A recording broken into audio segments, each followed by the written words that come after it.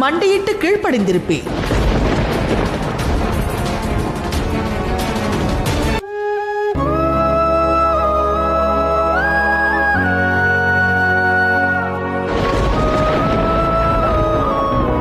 தலை குனிந்து நிற்க வேண்டிய அவசியம் வந்திருக்காது. தங்களால் எதுவும் செய்ய இயலாத மகாதேவா. தங்களால் இந்த சம்பவத்தை தடுக்க கொள்ளும் மன ஆற்றல் அவர்களுக்குள் உருவாகிறது.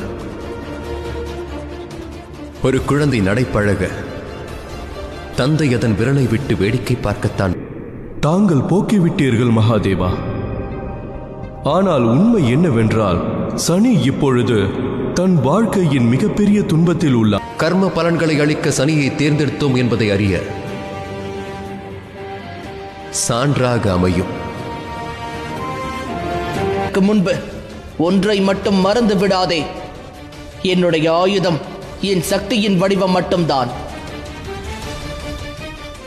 உள்ளது. அதை செய்வது உனக்கத்தனை கடினமானதல்ல சனி.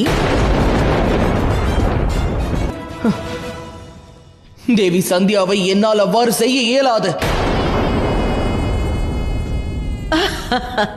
யாரிடம் சொல்கிறாய்? தாயாரை அவமானப்படுத்தியதற்காக அனைவர் முன்பும் சந்தியாவை நீ தாக்கினாயோ? இன்று அதே தாயை காப்பாற்றுவதற்காக உன்னால் ஒரு அற்புதம். இக்கட்டான சூழ்நிலையில் கூட தன் அறிவை இழக்காதவர்களை எனக்கு மிக மிக பிடிக்கும். நீ என்னிடம் அழைத்து வர வேண்டும். வாக்களிக்கிறேன். அஞ்சனையின் நிழலை நான் கேது தேவி சாயாவை மிக மரியாதையுடன் அவரது சிறைக்கு அழைத்துச் நீ மும்மூர்த்திகளின் ஆயுதம் என்று கேள்விப்பட்டேன். எத்தனை பேரையாட்டி படைத்துள்ளாய்.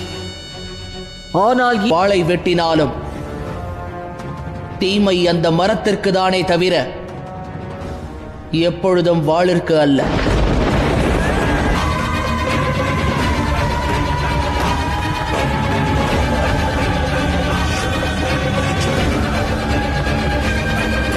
சிறிதும் இல்லை.